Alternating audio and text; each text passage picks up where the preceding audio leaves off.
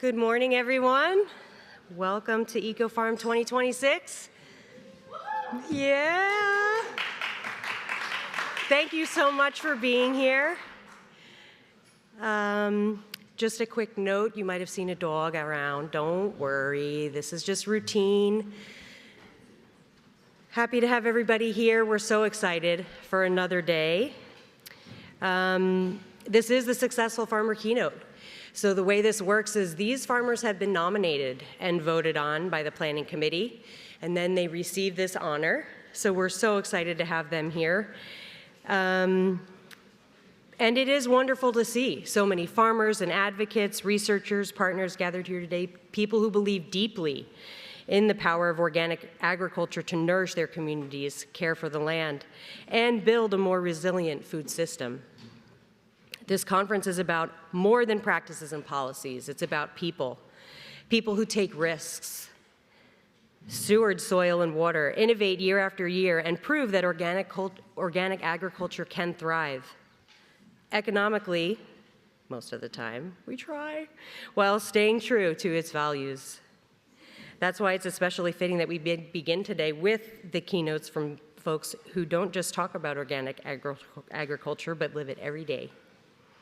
Our keynote farmers have built successful operations grounded in organic principles, showing what's possible when commitment to the land is matched with vision, perseverance, and smart business decisions. Their work reflects the realities many of us know well, the challenges, the learning curves, and the rewards of farming in a way that serve both present and future generations. Today, we'll hear firsthand insights about what it takes to succeed in organic farming, from adapting to changing markets and climate conditions, to building healthy soils, strong teams, and lasting community connections. I'm going to pass it to Carrie, who's going to do a land acknowledgement, and we are going to have a special guest at 9:45. Please make sure and stick around. Thank you.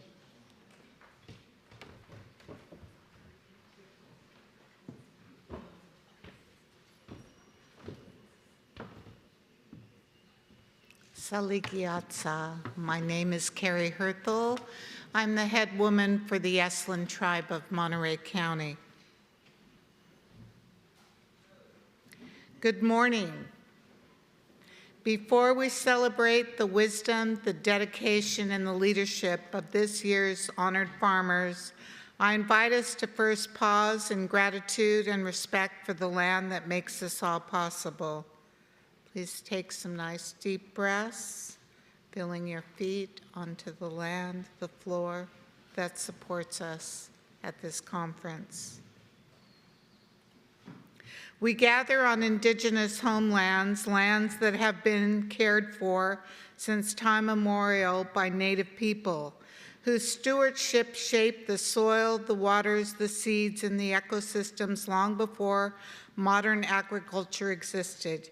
Here in this region, these lands hold the ancestral presence of the Esalen, the Rumsen, the Ohlone, and other tribal peoples whose knowledge of land, seasons, fire, soil health, plant cultivation, and reciprocal relationship continues to live, even through histories of displacement and erasure. This land is not just a resource, it's a living relative. It is the original teacher of farming ecological sustainability. Long before we spoke of regenerative practices, climate resilience, or soil science, indigenous people practice these principles as sacred responsibility, guided by listening, respect, ceremony, and restraint. Today, as we honor these successful farmers, it is not only measured by yield or innovation, but by relationship. Relationship to the soil, to the water, to the seeds, to the pollinators, to the farm workers, to the community, and future generations. We also hold awareness for the farmers, workers whose labor sustains our food systems, many of whom worked under certainty and fear. Many are gathering today, strengthening our collective community to dignity, safety, fairness, and care for those who harvest the food that nourishes all. Let us take this moment to be more than a formal acknowledgement. Let it be a living practice, a reminder that every seed planted carries a lineage, every harvest carries responsibility, and every meal carries a story. May we move forward in gratitude. May we farm with humility. May we honor the land not as something we own, but as something that holds and sustains us.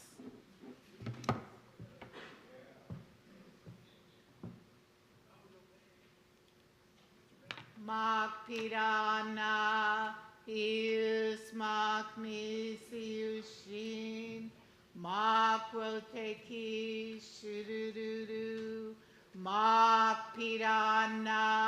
is makmisiushin, makroteki shudududu, makpirana is makmisiushin, makroteki shudududu, makpirana is makmisiushin, makroteki shudududu.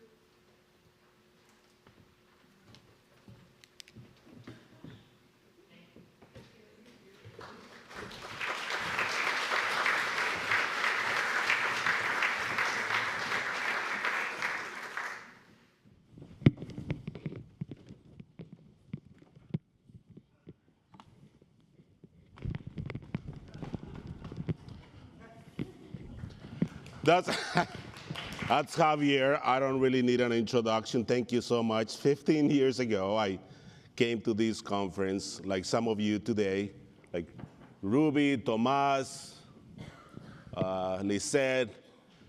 This is a beautiful place, and I'm glad you guys were able to make it, and I'm so happy to see all of you here. Hopefully by the end of, well, the next 15 minutes, I know people are still going or coming out of the breakfast area. We have a beautiful, beautiful, beautiful presentation today from these farmers that I hope, my hope is within a few years, some of you will be up here sharing what you've done, what you learned, and we people that are a little older than you are here to teach you, to give you guidance, to let you know that it's doable, that you can do it. Right, Tom Willie? We will be here to support you. That's what EcoFarm is all about. So, muchísimas gracias.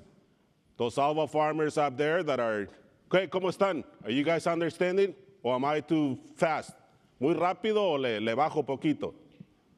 ¿O quieren que baile otra vez? Have no time for more dance. All right, so first of all, I want to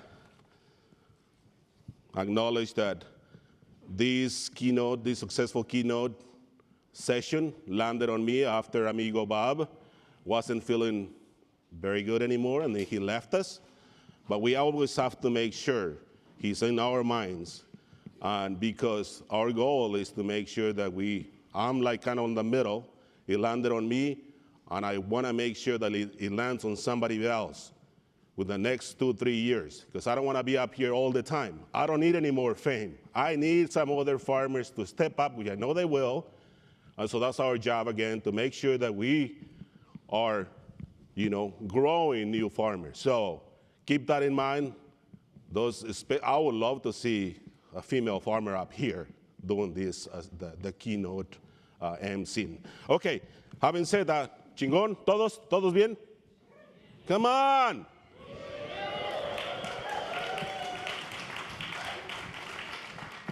I didn't go to sleep until 1:30. That's why I look like a raccoon. But when you're 60 years old, you don't need to sleep that much, so it's okay. All right, so it's gonna like normal EcoFarm. Always we have to.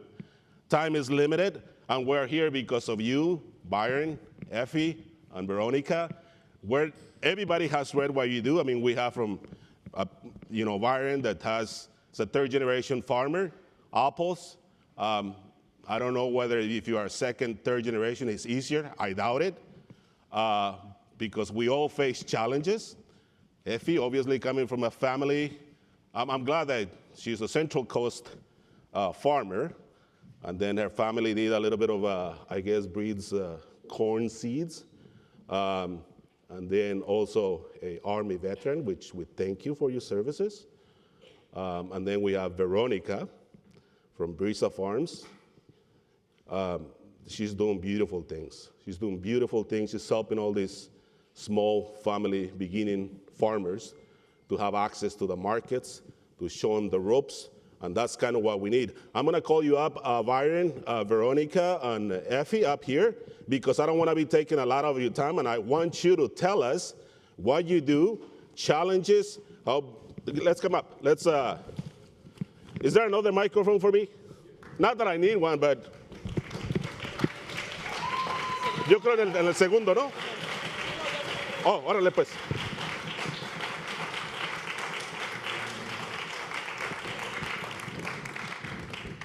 I think, Byron, I'm gonna just probably ask you to not sit down because time. You are the numero uno. All right, let's go. Thank you. Show us what you've done. Tell us what we can do.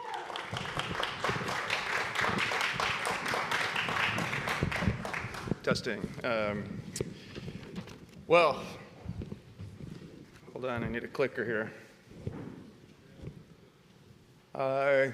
Good morning, EcoFarm. Wow. What an honor to be afforded this opportunity to share the story behind Kuyama Orchards. Kuyama Orchards is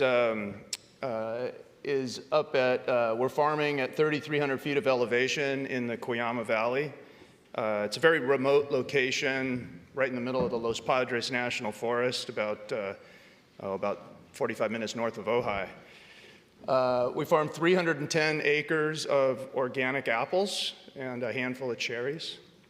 And it's really a tough place to farm, actually, but it turns out to be quite a good place to grow some tasty apples.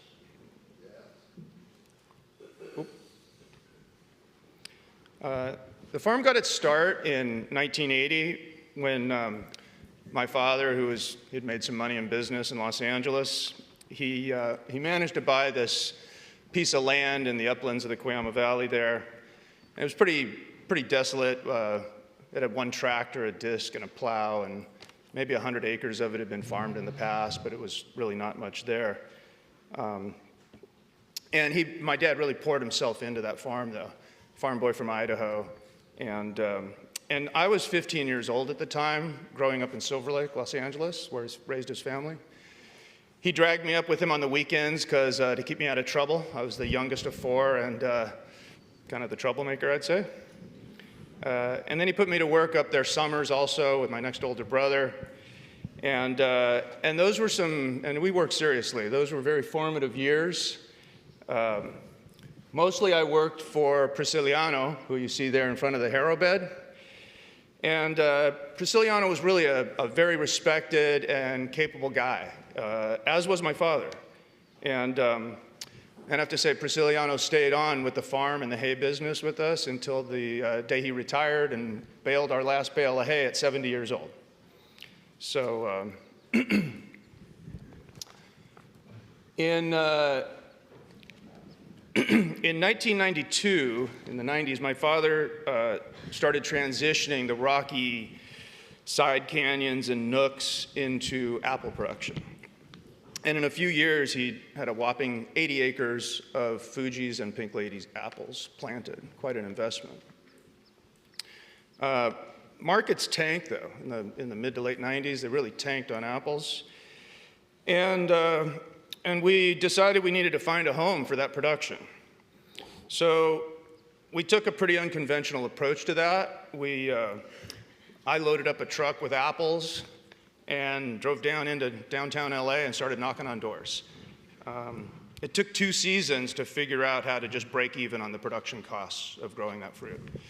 But by the 3rd season, we were making some money. By the 4th season, we didn't have enough apples for the market, and we were planting more apples.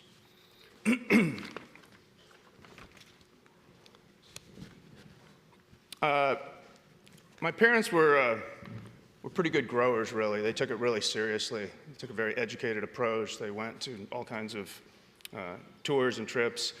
And my mom, who had been a school teacher, well, she actually stayed at home and raised us, and then she became a school teacher. And then at 65 years old, she retired from teaching, and she really poured herself into the farming operation as well, and was really a full-fledged partner with my father. They used to go round and round on horticultural issues and stuff like that, you know. I like this. There's a slide in there of them being honored by the International Fruit Tree Association, and you can see my mom beaming with pride for some well-deserved honor that she got there from what was really their peer group.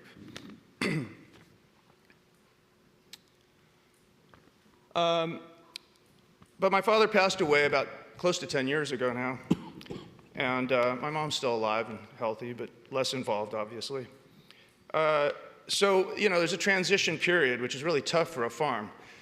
But we had a lot of good people throughout the operation, and you know, we kept that continuity. People like Tomas, who's standing with me in the front of the truck. My dad hired Tomas to replace me in the hay business when I was 20 years old. I'd been involved in that hay business, and he hired Tomas on, and well, Tomas is still making our deliveries to the Bay Area and to Los Angeles in the semi, and he's really he's like a brother to me, really.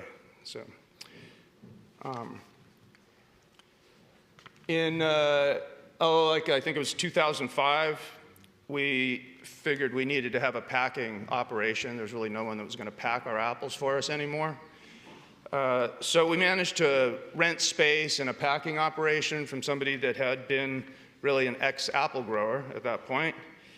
And in 2013, we were able to buy the facility out and build a CA storage on that as well, which is really a state-of-the-art cold storage facility. You take oxygen out of the room down to like a 1% oxygen level, and you can really keep certain varieties for a very extended length of time in excellent condition with that.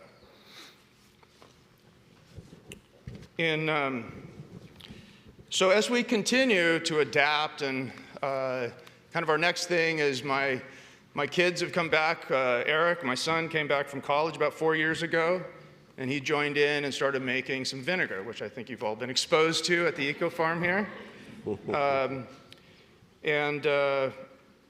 So he's crafting that vinegar using what's called an Orleans process. There's a shot there of the mother inside a wooden oak barrel. That's how we brew it. It's a slow process, and it's a real small operation. So that's kind of our next frontier of growth that we're looking to add that value.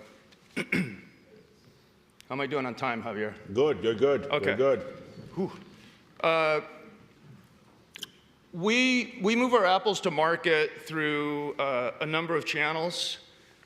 One of them that's actually really important to us is farmers markets. That's my daughter, Catherine, there with me at the Burbank Farmers Market. Those farmers markets are really important for us for engagement with the consumers and even with industry. You get a lot of exposure at farmers markets, and both my daughter and son, and they love doing them, actually. It's a great connection. My older brother, Lloyd, he's kind of a farmer's market celebrity at this point, actually. So, but farmers markets are a small percentage, really, overall of what we move. We really move our fruit through a combination of a network of retailers, wholesalers, food hubs, CSAs, food service, and processors.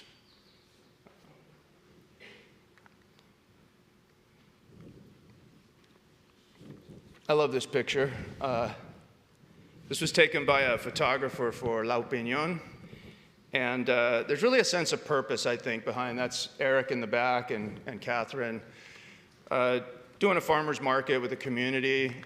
We really try to engage and outreach, and I think that's a very important part of our mission and what we do is to be able to provide that fruit and outreach to the community. This year alone, we've actually put over 4 million apples into the hands of school kids throughout California. Yeah. 2 minutes. Dos. I'm good. Last slide, Javier. In 45 years of really stewardship over this scrappy little patch of Cuyama, we've had to adapt multiple times to overcome many challenges that any farm or business faces, frankly. My father, though, was, he was 60 years old when he planted his first apple tree. And 67 years old when he, my mother, and I all agreed that we were all in on the apples. I find that very inspirational for me. So, and I believe we still have a really big mission ahead of us. Thank you. Can't wait to hear the other talks. Gracias.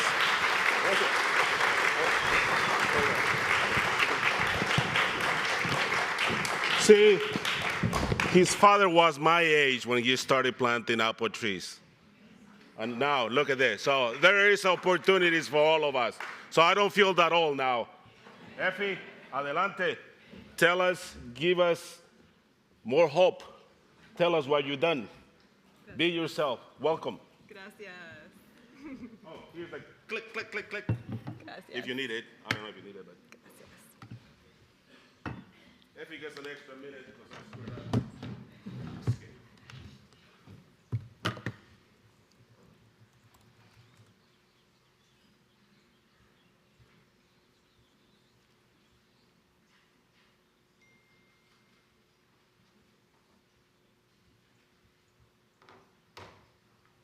¿Cómo están todos atrás, chicos? You doing okay? ¿Están entendiendo bien y todo chingón? Hagan ruido, hombre. Make some noise. Come on, we're here to have fun. We're here to learn. Gracias, gracias. Good morning, EcoFarm. Good morning, farmers.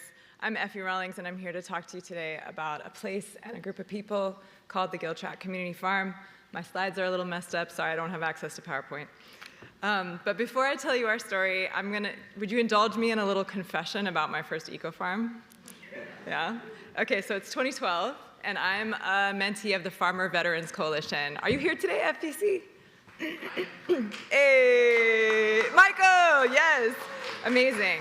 So FVC brought me and a few other military veterans here for the conference. Now, unbeknownst to Michael and FVC, I was in the thick of planning a land occupation with a handful of comrades.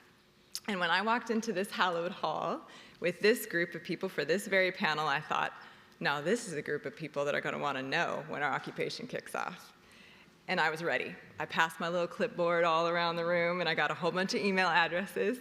And when we kicked off 2 months later and broke the locks on the Giltrap farm, we emailed everybody.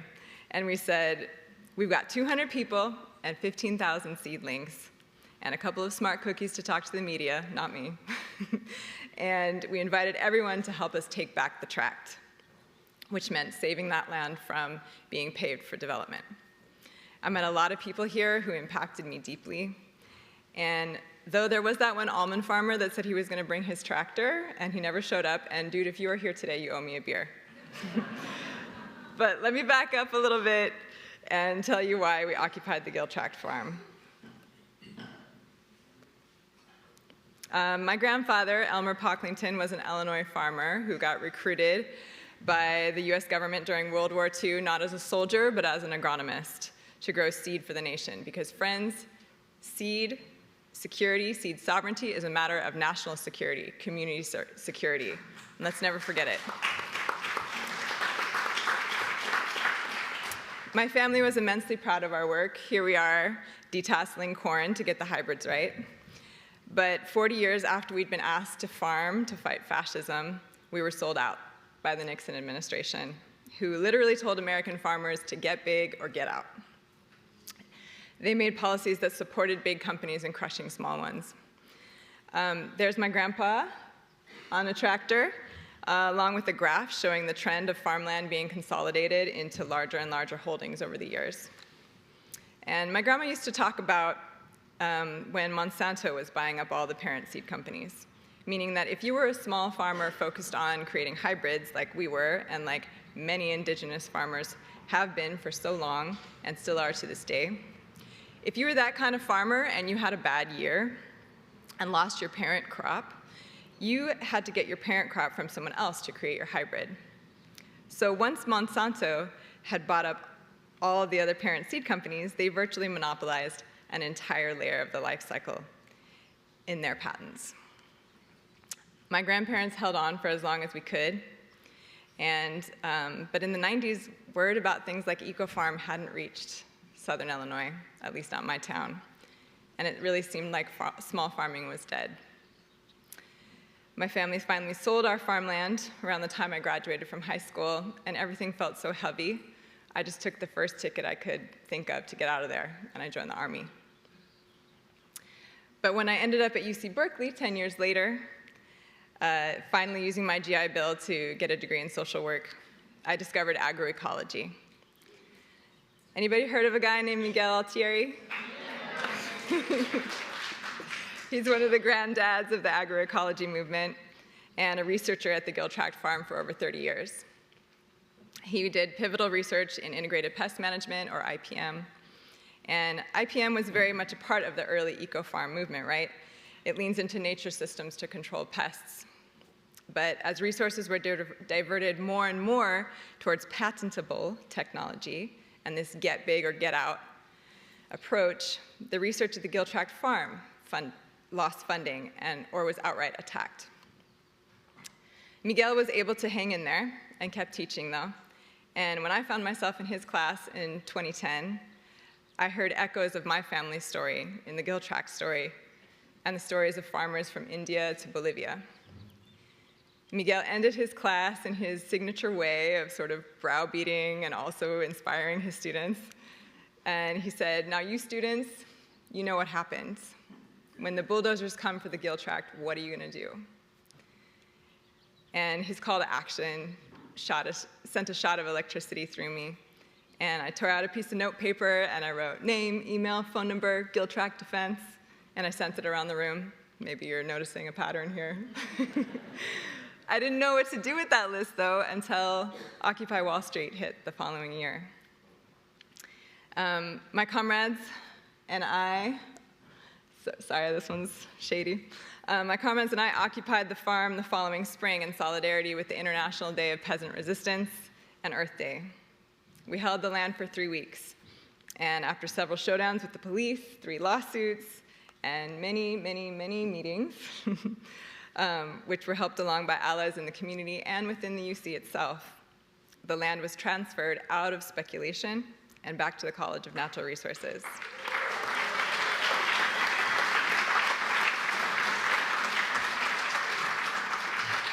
And we've collaborated with them now for 14 years. That's us. We fought to preserve the Gill Tract in the name of food sovereignty and cultivating in common. We define food sovereignty as controlling how our own food is grown and distributed. And it's a strategy for ensuring that healthy food gets to the people that most need it. Urban agriculture is key to food sovereignty because so many people live in the city. And when people grow the food themselves, they're more likely to eat it. Plus, the networks that form around urban gardens tend to be good at getting food to those who have the least access. And that's how we do it at the Gill Tract Farm. Each farmer is a mini distribution hub, taking food to their families and neighbors. We also have a weekly pay-what-you-can farm stand open to the public. And we use agroecological methods like intensive intercropping. Sometimes I like to call it extreme intercropping, the way we do it. We grow a lot of annual vegetables, but also over the years, community interest has brought forth a few specializations.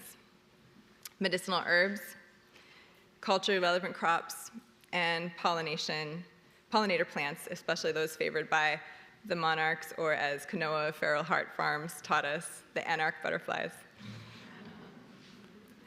The land is cultivated as a commons, so we farm the whole thing together rather than dividing into plots. And that gives us an opportunity to reclaim muscles atrophied by the dominant political system. We govern the land together, making decisions collectively and using restorative justice to navigate conflicts.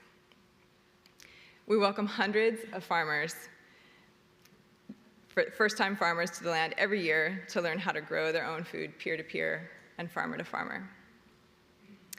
We have 2 part-time staff and otherwise are completely volunteer-run. In addition to growing food, we are proud and humbled to work with incredible community partners like Segurite Land Trust, an indigenous women-led group that's working to rematriate land, which means restoring native land practices. Yeah, give it up for Segurite. They've helped us with distribution in times of intensity like the COVID pandemic. And we also work with local schools like you see here and groups like Agroecology Commons to train the next generation of farmers. We offer sliding scale workshops regularly in response to our community's initiatives and needs. For example, when the attacks on abortion came down and as attacks are coming on our Palestinian neighbors, we held these workshops. EcoFarm was gracious enough to invite me back here even after my sketchy clipboard activities. But not just me, also 3 of my fellow farmers. Would you guys stand up for a second? Khushbu, Akani, and Asri.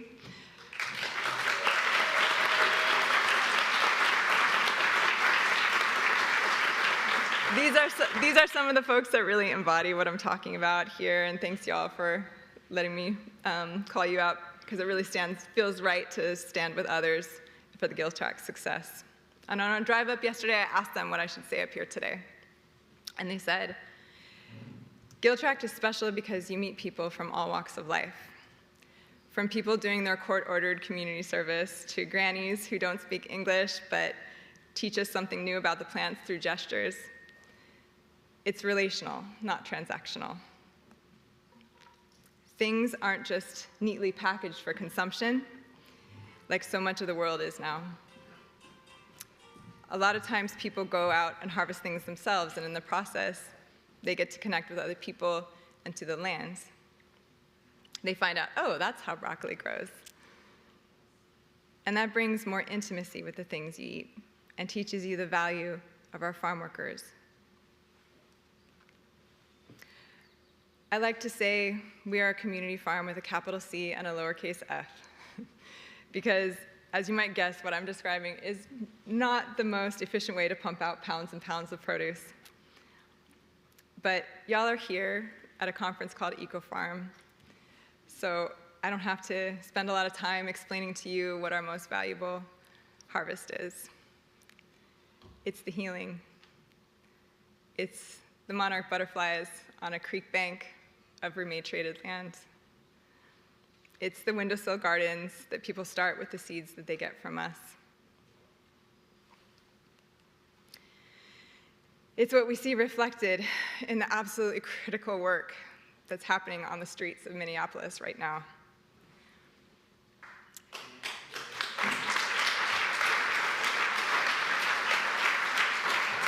It's what's gotten our ancestors through every tyrant before these particular oligarchs. It's connection. Thank you. Yes. Thank you.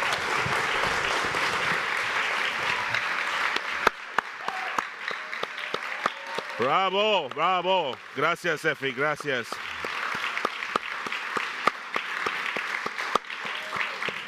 Call to action, bring some new people, be humble, be good community members, and be a doer. That's who we are here. And Veronica, adelante, bienvenida. Tell us all the beautiful things you're doing and tell us how we can help you as an organization, as farmers. Bienvenida, gracias. Gracias, Javier. Good morning, buenos dias. What a privilege to be sitting with 2 incredible farmers. My name is Veronica Mazariegos Anastasio, and I am here representing my team, which is here somewhere. Cole, Cristobal, and Zoe is around here too.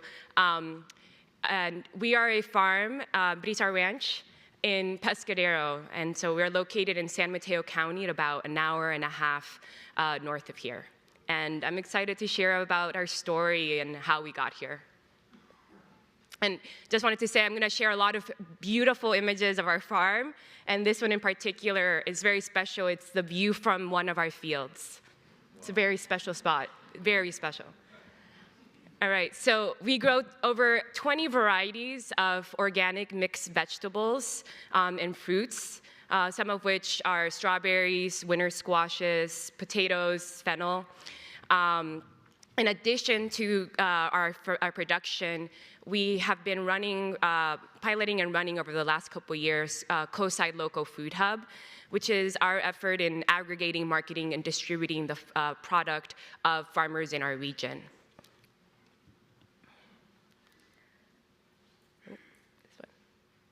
All right, so a little bit about me. I am very much a first-generation American and first-generation farmer. I'm brand new to this. I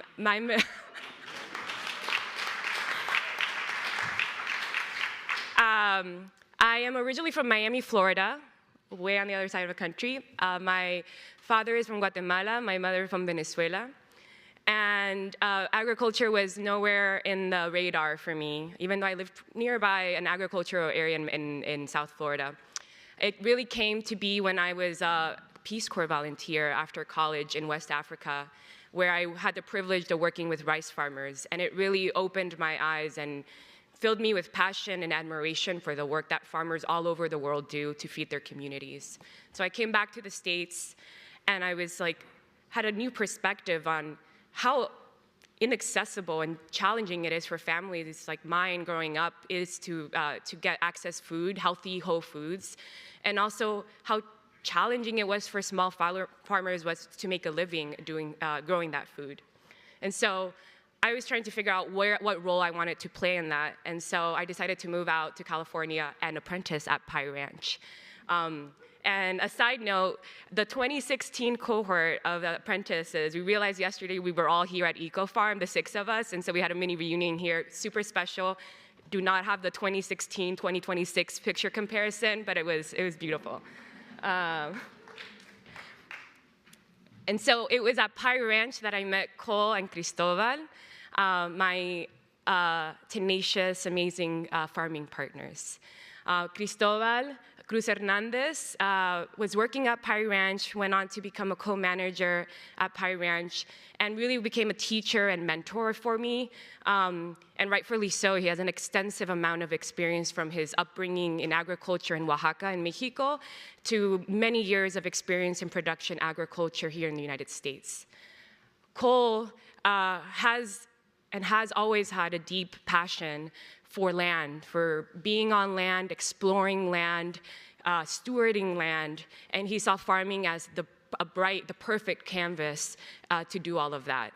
And then later, after starting Brisa, we got married and have the longest last name ever.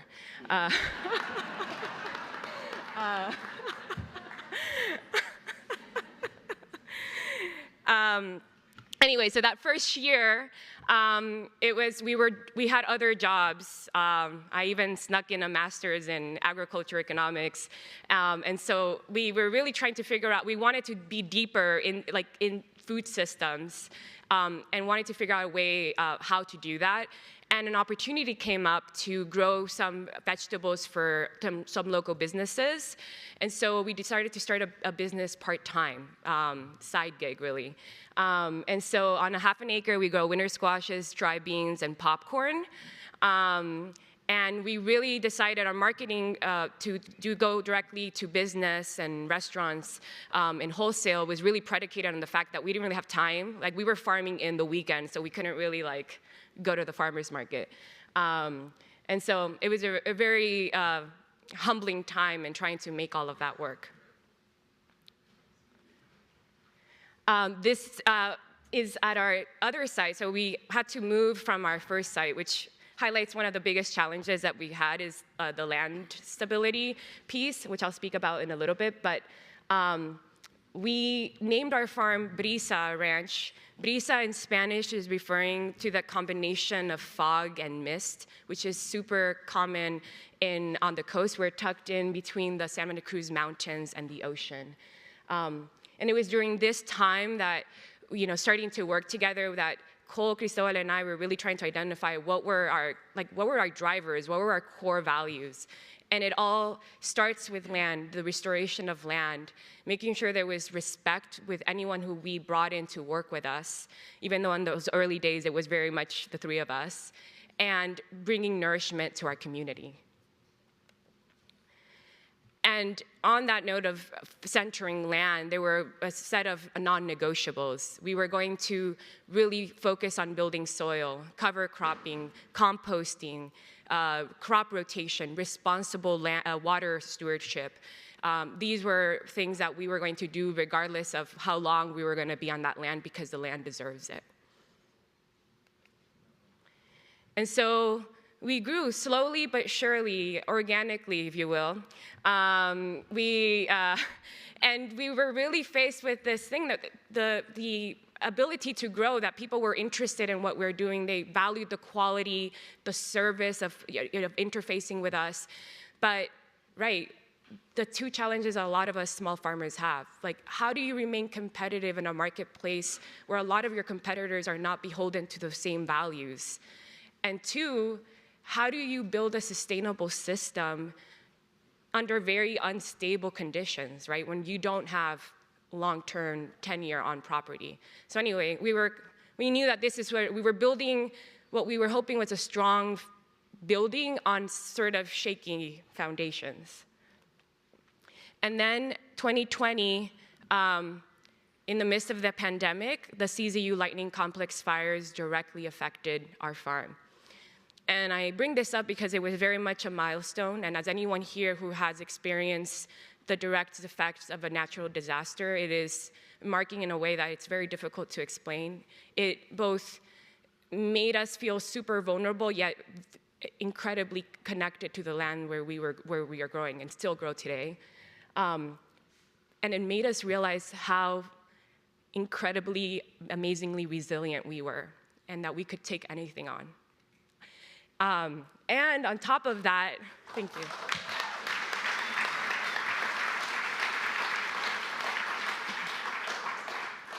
And on top of that, our community came out to support us. And it really made us like, we're not in this alone.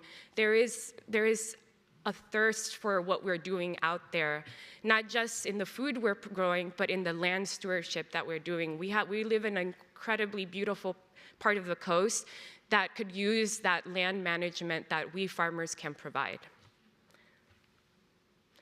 And so we are now in our 9th season. It's incredible to think about that. We are in our 9th season. We grow vegetables on about 40 acres and manage just about 120 acres. Now across 3 different properties, thanks to really amazing organizations that are making that possible for us to continue being able to grow on that land. And we really could not be here if it wasn't for the wonderful team that we've been able to create over time. We have an amazing team of 5 full-time year-round employees, 1 part-time admin, and an incredibly amazing seasonal team based in our community that comes back every year. So we're very lucky, and they've made it all possible. And so I'm going to share a few pictures of our farm, just because I want you to see a little bit of what we do. Our diversified system. It's Cristobal with chilacayota, which we grow a lot of. I think last year we sold like 20,000 pounds of chilacayota.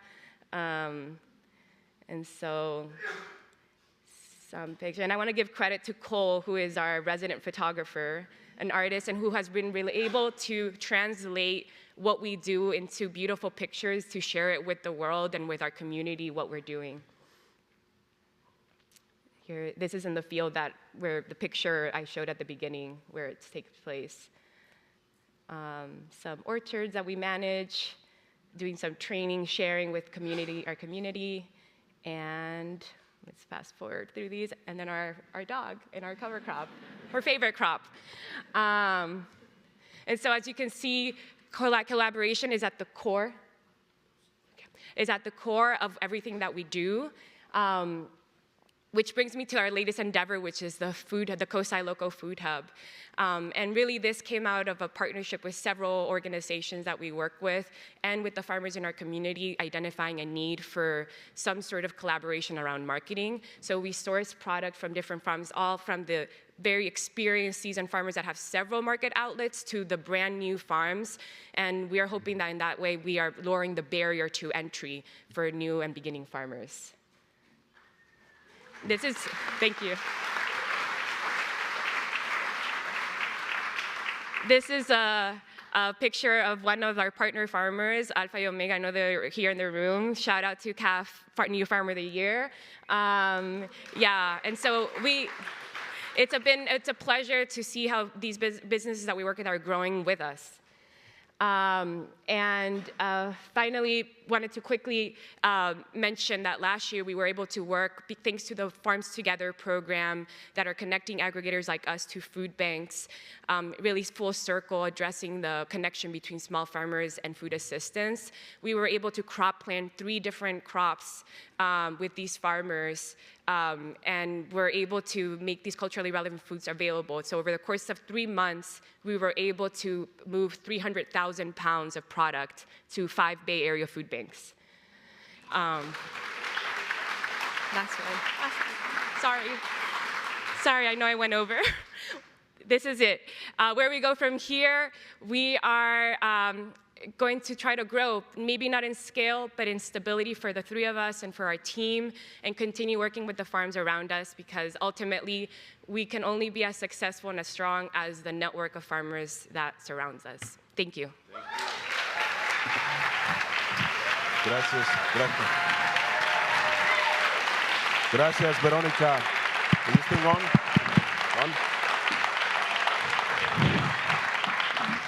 Gracias, Verónica, for sharing all the stuff that you're doing. And sí se puede. She's a first-generation farmer. Yes, we can. We just have to, put the efforts in, have the discipline. It is possible. It's not impossible. This is still America, as far as I know. And I can tell you that because I'm an immigrant, and I am so blessed to be part of this country. And I'm so blessed that I can feed our communities, that I can employ people, that I can make a local change. And that's what these beautiful farmers are doing. That's why I had to, it's so special to me that I put my Christmas shirt on today for you.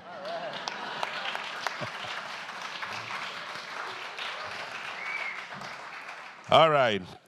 Well, we have some questions that, we collectively selected so they feel comfortable, but I always throw an extra curveball there. So, Byron, lo siento, jefe.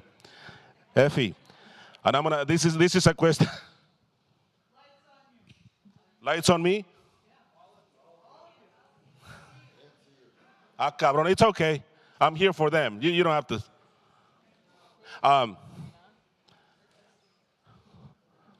Ed, there you go, more light, maybe it'll help. I know for some of us that have been doing this for a few years, we're still doing business. We face a lot of challenges. I don't have to tell you that. I'm sure every farmer faces tons of challenges, but the key here is to overcome those challenges, get the resources that you need, show up, tell people what they need to do, tell them they need us, we need them. How do you guys define success? Effie? Oh, why, thank you. Let's see. How I define success is that we're still here. We're still operating according to our values. We're still connected to our communities, our elders. We're still supporting the next generation, and that the land is healthy. I would say it was when we were invited to be on this panel, the first reaction that my 2 farming, especially Cristobal, I'll call him out, why not? We have reactions like, how are we successful? We don't have land. And that, I feel like that says to us, like, we feel that the road is long ahead. There's a lot more to go and things to achieve and accomplish. But I think, to your point, Effie, I think the fact that we have our team, the fact that our team likes working with us, we know how there are challenging aspects of being a farmer and being on land, and the fact that we hear that we are a good place, a workplace for our team, I think that's success. And the far reach of what we're doing, being able to get the food out into different communities that have not had access to organic, high-quality produce, that's a success. And then the farmers that we're working with, to see them evolve, I think that's also a marker of success for us. Byron. Well, I mean, it's hard to be on a successful farmer panel. I think it should be called the surviving farmer panel. We'll change that. Yeah, but I would define that really as leaving the world leaving your mark on the world a little bit better than when you came in, and that goes for the land that we're farming on, and most importantly, the people that are in our operation.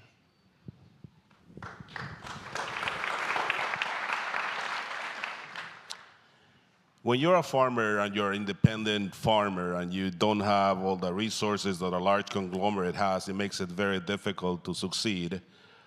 But we also know that you must have first of all, you have to be some sort of crazy guy like me to succeed. But we all have those special things that makes us unique and makes us successful. What do you think, you have to be a marketer. You have to be a very good farmer. You have to be able to connect with people. You have to be able to get up early in the morning, have that discipline, maybe sleep 6 hours. What do you think a new farmer should have in order to succeed? What do you think you guys have that is helping you, besides being handsome and beautiful? That's something that I don't have. Yeah, so what are the things that to make you successful you think you must possess, or you must learn, or you gotta get somebody that help you overcome that, whether it's marketing, whether it's access to land, financials, or whatever? Just give us a minute. I will start with you. All right, these are not the questions we talked about, Javier.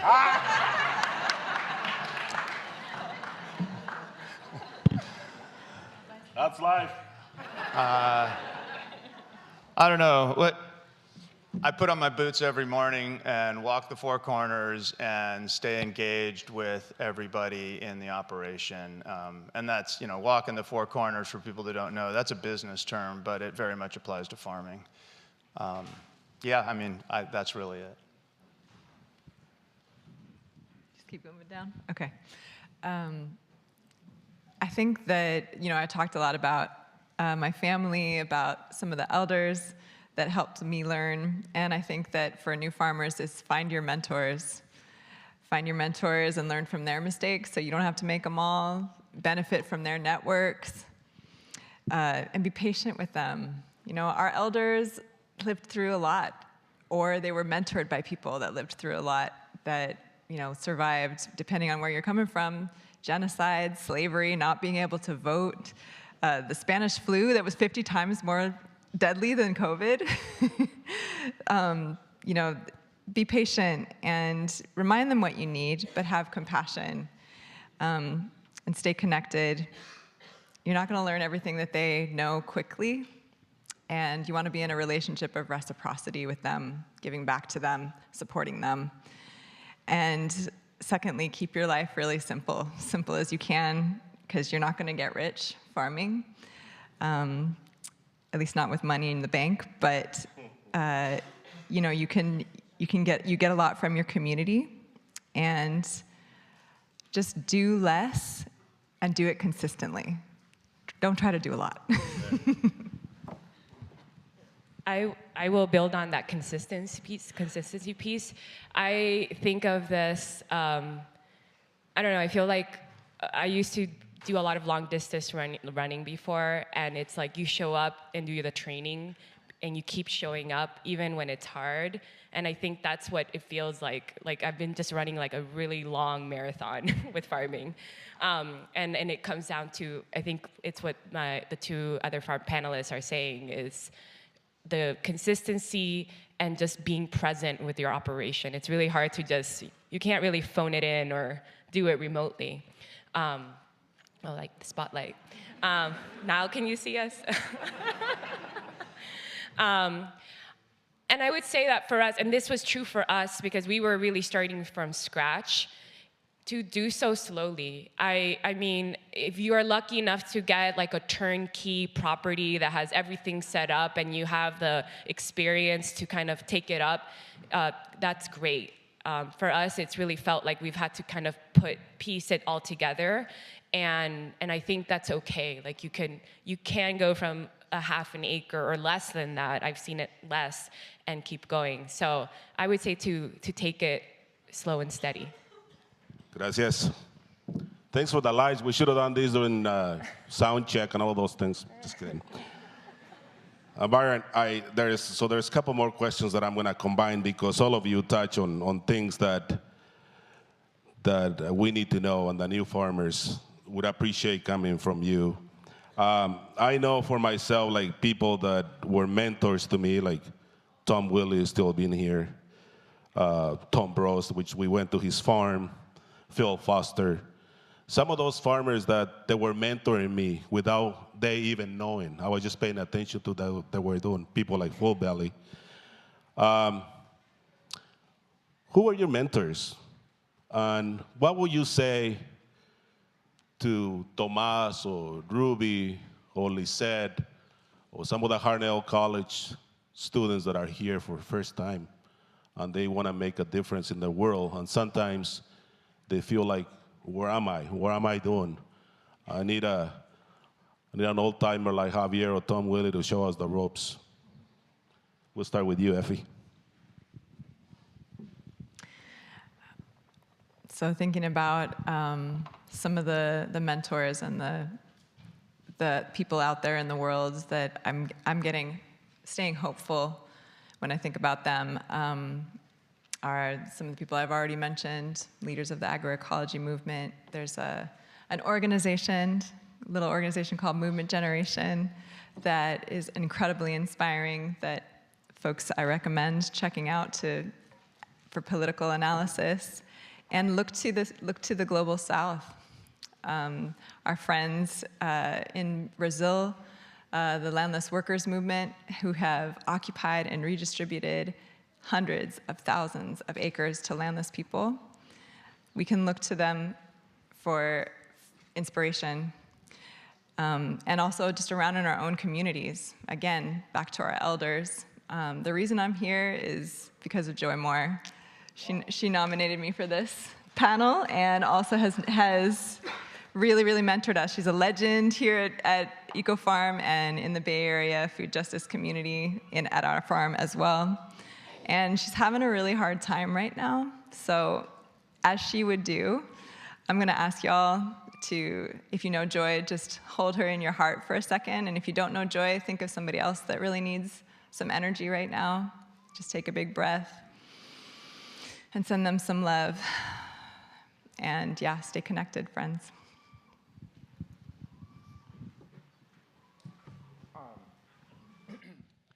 Yeah, well, I think for my presentation, it's pretty obvious my father was quite the mentor to me, as was Prisciliano at a young age. Really taught me, respect is not given, it's earned through hard work and dedication. My mother was quite the mentor in my personal life too, and a important part of the whole mix. The one other I really didn't have time to get to is a guy named Jorge Rios.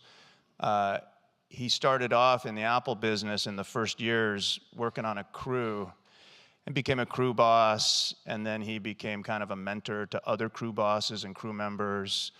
And eventually, he is our ranch supervisor. I mean, we have a farm manager, and he's our ranch supervisor. But he's very connected with the community. And, he really taught me leadership skills out there. The guy's really good at leading crews and training and teaching new people, and he's patient with them. And I just see the way he works at them. He used to always say, well, we have to be a psicólogo. And, a psychologist to everybody out there and motivate people. So he was quite a mentor to me as well. Veronica? I would say, I mentioned Cristóbal was very much a mentor for me early on in my farming career. And so what an amazing thing to be able to start a business with your mentor. And I still feel that same way.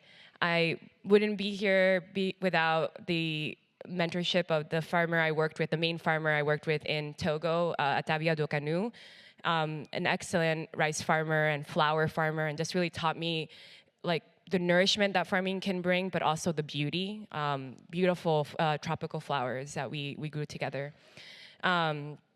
And I would say it's challenging. Something that we've noticed is like farmers are really stretched thin for time and are also trying to make their operations work. And so sometimes mentorship is hard to come by. And so we are trying to make the most of it to try to be a mentor, or whatever the word is, with other farms. But I will say that we've had amazing champions, and so that's something else that we need to think about, because there are so many aspects to the work that we do. It doesn't necessarily just have to be a farmer or someone that's doing exactly what you hope to be doing. I think a lot about Leonard Diggs, who at Pie Ranch has really supported us being at Cascade Ranch. The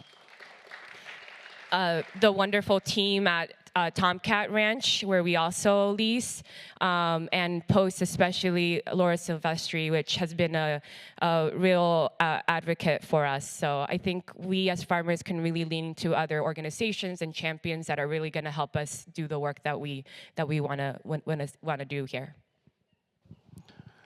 Gracias. Chicos, allá en español, ¿qué pregunta tendrían ustedes para uno de nuestros successful farmers? Is anyone out there that there's a question that is burning in your heart and you want to ask either Effie, Veronica, or el señor Byron? I know today we're limited with time, but we still have about 6 minutes. And so, do we have a microphone, señor sound guy? Well, you can use mine. So somebody, quick, rápido, así una pregunta chingona que I want to ask something. I want to ask. This is your. Oh, qué cabrón. Oh. See, I'm getting old. I have brain farts as well. So we have another question, which is. Go ahead. Yeah, tell us. Okay. We have time. Okay, great. This is your panel. Well, a question that we were told comes up a lot is around scaling up and diversification. How we decide to do that. How do you determine to, I'm doing really well. My 500 square feet, I want to go to 3,000 square feet, or maybe from an acre to 5 acres. Yeah, how do you do that? How do you define? When do you make the next jump? This is it, let's do it.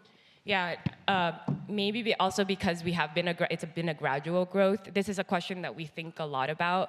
And really it comes down, right, your markets and your capacity, your labor capacity, right? And so those are like the two main things that you're working with.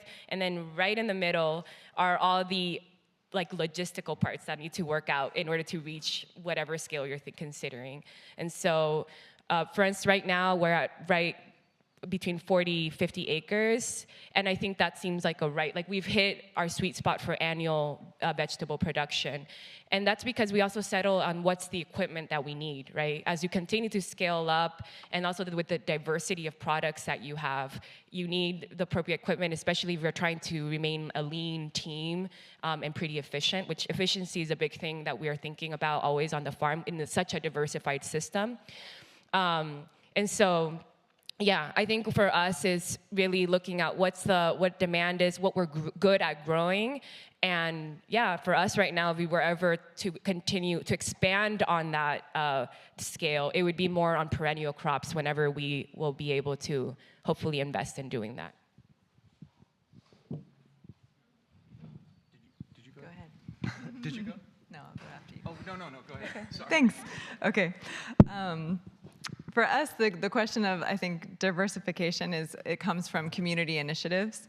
So one year, we had a group of students that wanted to survey the local community and our neighbors and find out what culturally relevant crops they needed. So they went to the local food bank and talked to people in line, and they said, what aren't you guys finding here?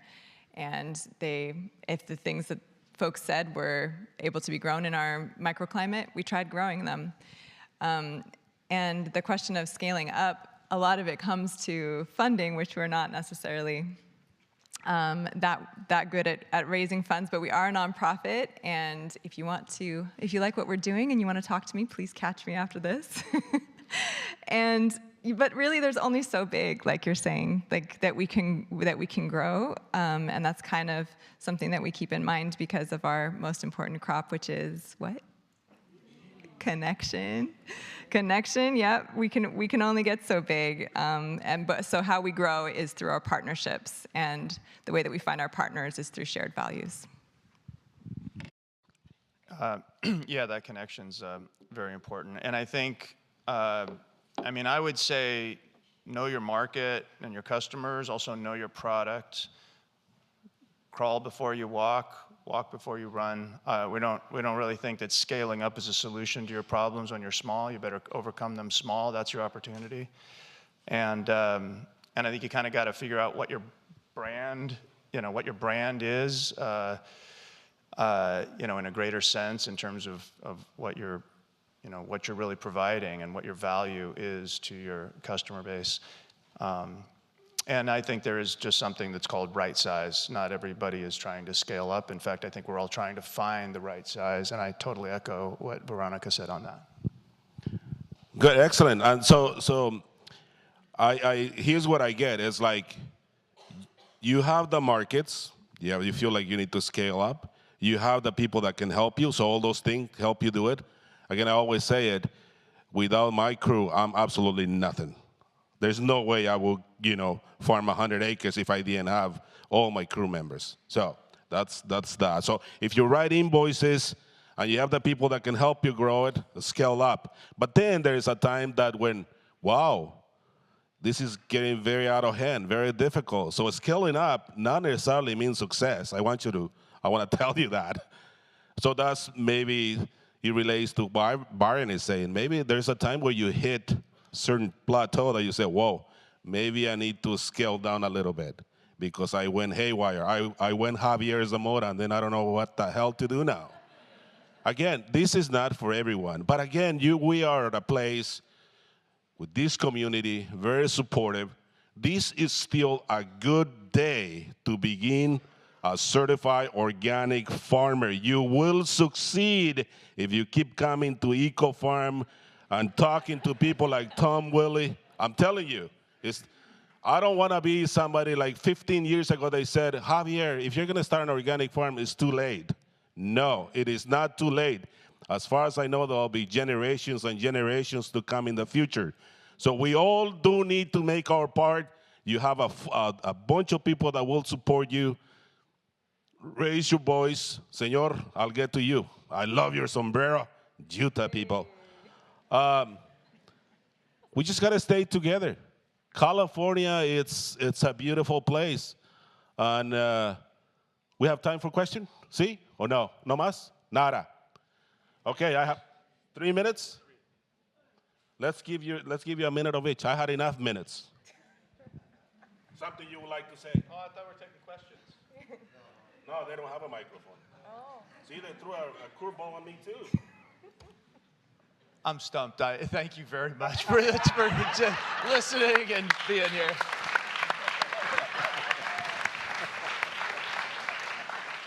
Same. Thank you so much, y'all, and keep farming. Keep at it. Keep farming. And I'll just say the past times that I've been in this panel, it has been a way of thinking, projecting yourself into the future. So I hope the three of us in some way have contributed to that. Really, yeah, thank you. You have, and you will. Thank you very much.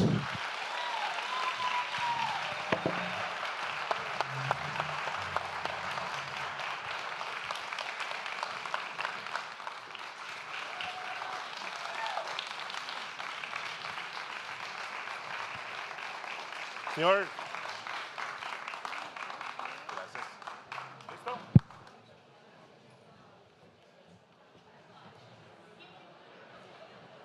Don't go away. People. Do not go away. We have a very special guest, and Leonard will announce him. Please stay in your... This is super importante. It's very important. I always... you heard me saying, we have to speak up. We have to be doers. We need to stay together as community. And Leonard is going to tell us, a special guest that we have today, that it's that community member and can represent us and help us do what we need to do, get where we need to go. Oh, there you go. Gracias, Jefe. Yeah, thank you. Hey, everyone. Thanks for hanging. I'm Leonard, and It's good to see your faces in here. So it's my great pleasure to introduce a person today. As an EcoFarm participant, like myself, I've had the good fortune to hear a variety of inspiring and influential folks from this stage. And so, as I said, it's my great pleasure to introduce such a person to you. My wife, Judith, and I were introduced to him as we followed his lead on the first impeachment of President Donald Trump. My respect and curiosity grew from there. I currently receive his email posts where I've learned a lot about his policy positions, and most recently he shared a bit about his original story of arriving in San Francisco at the age of 11 in the San Francisco Bay Area, and how a few critical steps initiated at an early age put him on the path to be viewed on my TV screen and millions more across the US. Now, the pinnacle of his achievement, he's on stage at EcoFarm. I'm sure many of you realize our special guest today is U.S. Senator Adam Schiff.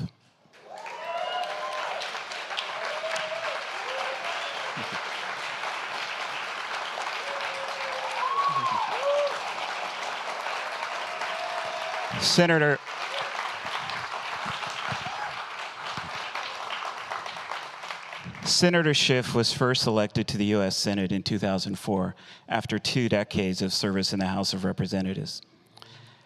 He serves, importantly, on the Agriculture Committee and on the Judiciary Committee, the Small Business and Environment Committee, and the Public Works Committee.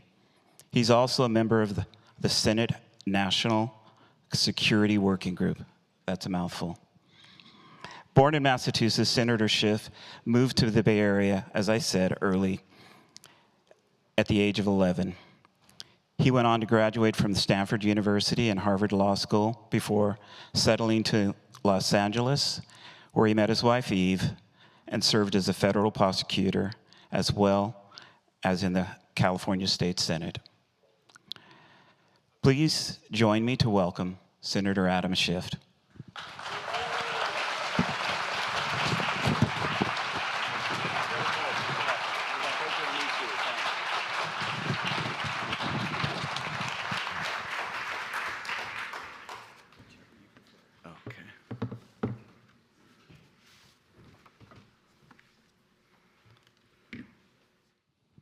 Good morning, how are you? Let me begin by introducing my wife, Eve, is here. And yes, we are Adam and Eve. It is such a treat to be with you, and I'm sorry, but I'm a little bit awestruck by this incredible place. I haven't been here before. How magnificent is this? And I understand you've been meeting here for around 40 years now. 46 years. That is incredible. That is incredible. Well, Leonard, thank you for that warm and very kind introduction. Thank you for inviting me. Thank you for feeding me and my family. And thank you for not making me wear a suit today. I appreciate the important work that you do, Leonard, and the whole board of directors of EcoFarm, your powerful advocacy on behalf of California's farming community, of its current generation and of its next generation. Thank you to all the EcoFarm organizers for putting this conference together and for serving as champions for California's food and farm systems. I also want to give a big congratulations to those being recognized as successful farmers this year. Congratulations to Veronica and Brisa Ranch, who have been fostering a vibrant agricultural community in Pescadero. Their willingness to experiment has resulted in a thriving food hub that supports regional farmers, ecological stewardship, and collaboration between producers. Byron Albano, for his decades-long commitment to organic principles, including his work tirelessly on water access for farmers and supplying healthy produce to institutions across the state of California. Effie Rawlings, congratulations for your deep community engagement and demonstrated commitment to urban farming in the East Bay. And Javier Zamora, thank you for the complex understanding you demonstrate in running a diversified organic farm and creating partnerships to support beginning farmers. Congratulations again to each of you.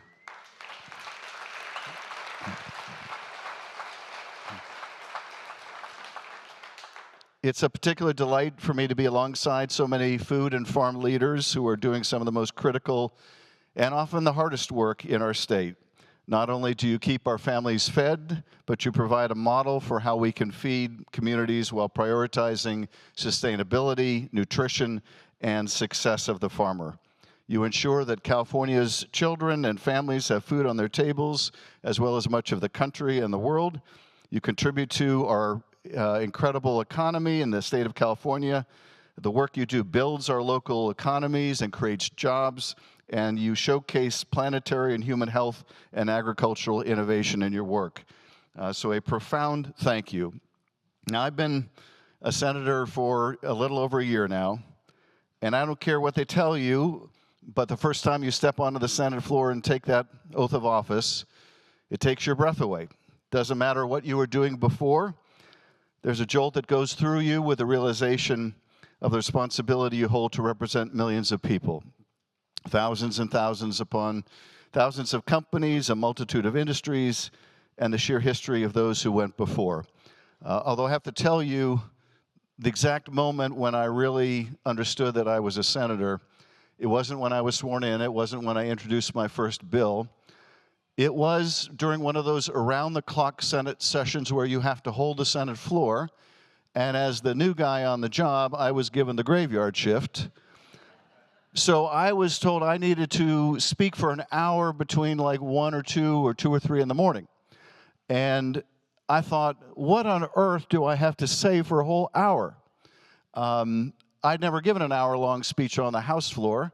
There are hour-long special order hours, but it's always the people you don't want to hear from that use them.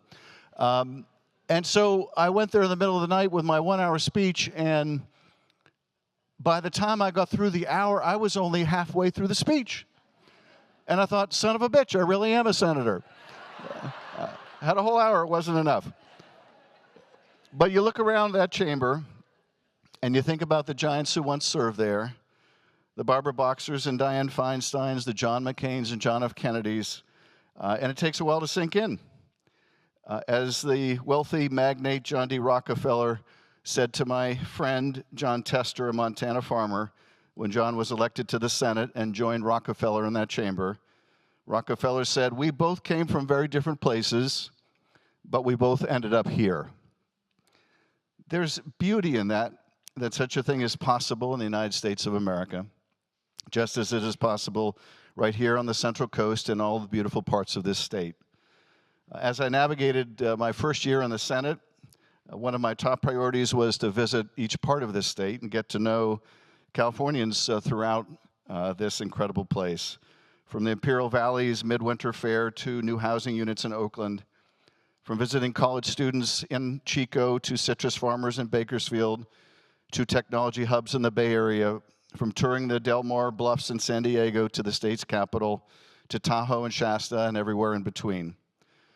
Upon accepting this invitation, a member of the conference team said, "We've never had a U.S. Senator at the conference before, and that's my goal, to be places where I'm not expected, to talk to everyone about what Washington should be doing for them instead of to them." Lucky for me, as a part of that journey, I've gotten a chance to taste some of the best of what California has to offer. Almonds and almonds, cilantro and celery, blueberries, strawberries, you name it. And everywhere I've been, I ask the same question, what I can do to help. As my term continues, I'm going to continue going back to different parts of the state and intently focus on representing the needs of all communities. That's why I sought out a seat on the Senate Agriculture Committee, because I want to be a senator for all Californians in the red areas and the blue and everywhere in between. I currently have the honor of serving as the first senator from California on that committee in over 3 decades.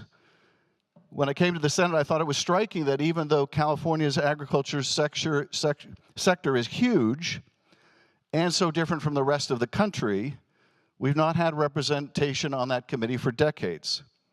The agriculture you all cultivate is foundational to California, economically, culturally, environmentally, but too often California's farmers don't see themselves reflected in the policies coming out of Washington.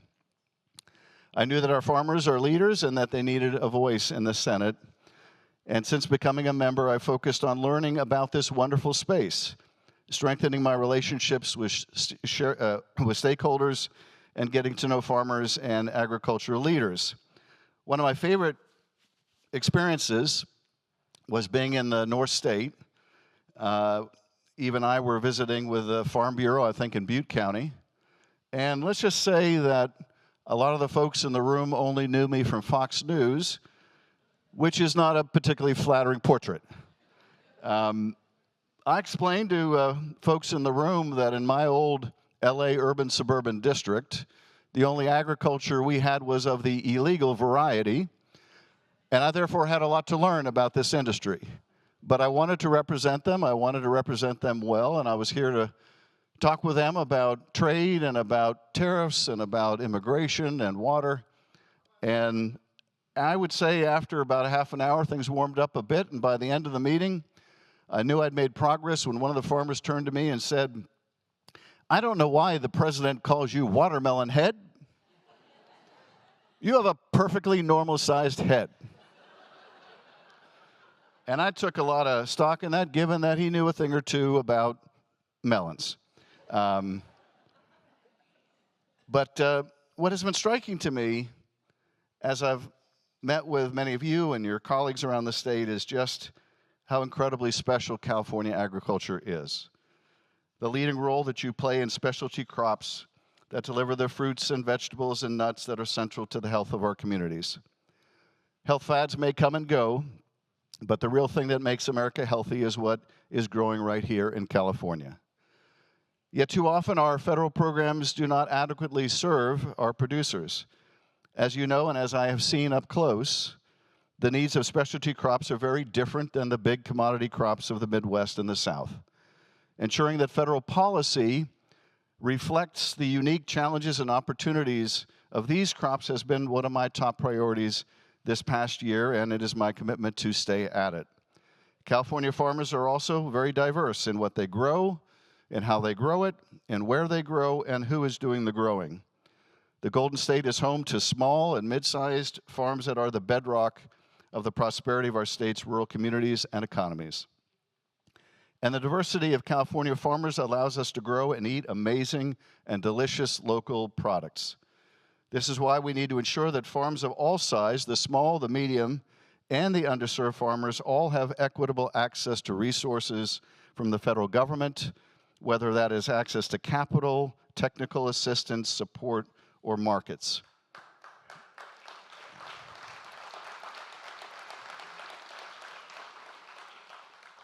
I'm just reminded, for no reason in particular, of a meeting of the Agriculture Committee Democrats in which my Michigan colleague, Alyssa Slotkin, and I were talking about specialty crops.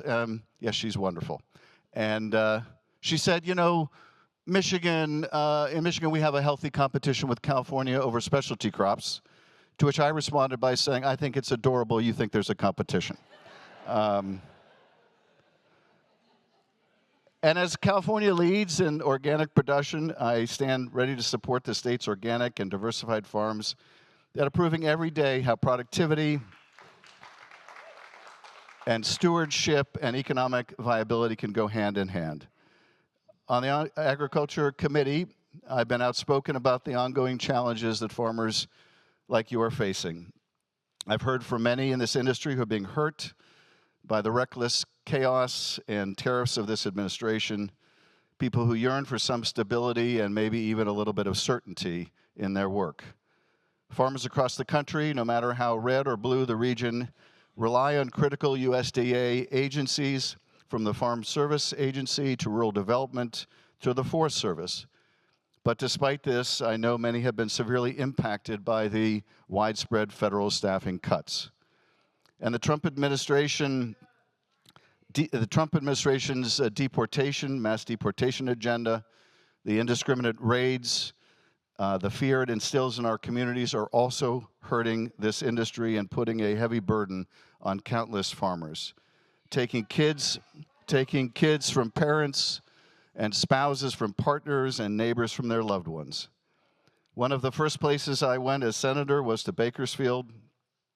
There I met with farm workers who had been targeted by a recent immigration raid. I talked to children who'd had their fathers taken away from them and spouses who had had their spouses taken away from them. I talked to one woman who showed me a videotape of her husband being dragged out of their car in front of their teenage son through a broken window. Families who toil daily to ensure we can put food on our table deserve much better than this. I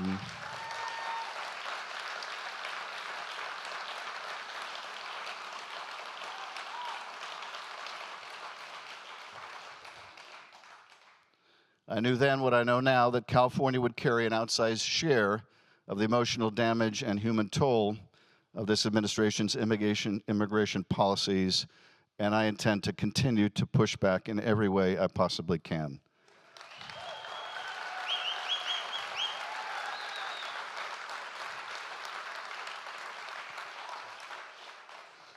There are many other policies of the administration I know that have made your jobs even more difficult.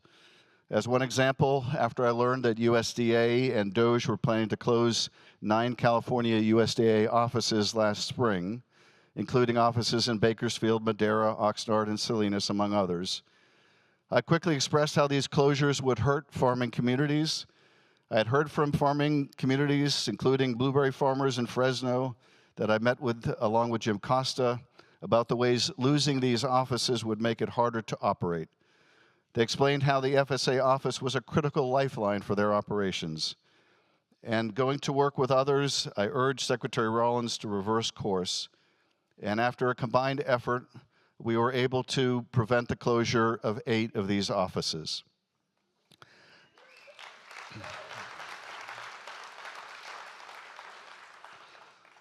Last year, as you know, the President's big ugly bill made devastating cuts to SNAP and CalFresh, taking food benefits away from hungry families to pay for tax cuts for wealthy families and big corporations. When I have visited food banks in California, I've heard directly how those resources for our families have been cut, how they've been hurt, and how our farmers have suffered as well. And at a time when food insecurity is already high and chronic disease is prevalent, providing affordable fresh food to food banks and families and schools while supporting American farmers is absolutely critical.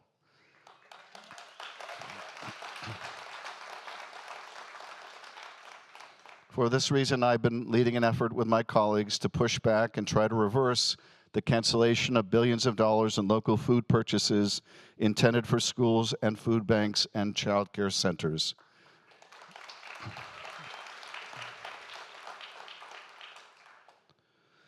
With these challenges facing this incredibly important part of our economy, I want to make sure also that we focus Congress on the things it can do to actually support growth and prosperity in the industry.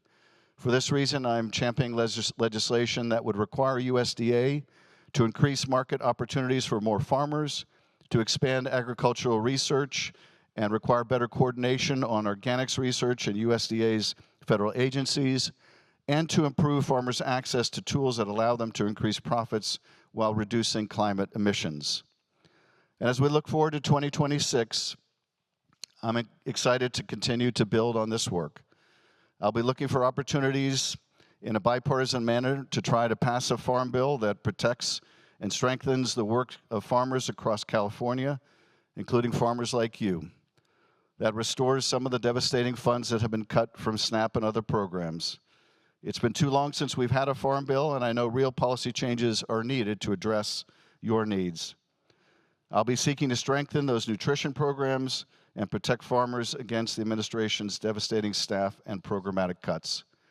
I'll be looking for opportunities to empower specialty crop, small-scale, diversified, and new and beginning farmers, and to improve programs so they serve not just some, but all farmers. I'll be working to support agriculture conservation and research investments to strengthen organic agriculture, to increase local and regional farmers' access to markets and the role in public procurement, and to provide opportunities for rural Californians and ensure everyone's access to basic services. We need to return to humane immigration policies and enact much-needed reform for our farm workers and other visa programs, to lower costs across the board for all families. These will be my priorities. I look forward to your input and how to make them happen. The doors of my office in Washington and across the state are always open to you. I'm so grateful for the work you do. Thank you for feeding our families. Thank you for all the incredible path-breaking work you're doing in regenerative farming. I'm here to advocate for you every step of the way, and thank you for the opportunity again to speak this morning. I will now pass the mic back to Rebecca North. Thank you so very much.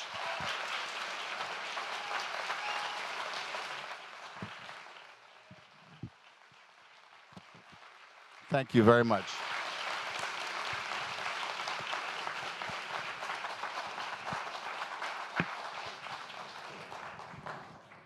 Thank you so much, Senator Schiff, for coming today and for your voice and for your advocacy for the organic farmers, the organic farm workers. And just, I did hear that you're an endurance athlete. And what better fuel for an endurance athlete than organic food? So we are so excited to have you here and really appreciate your time. Thank you to all of our farmers, our farm workers, our advocates, our allies. Please exit through the back doors. Have a great EcoFarm.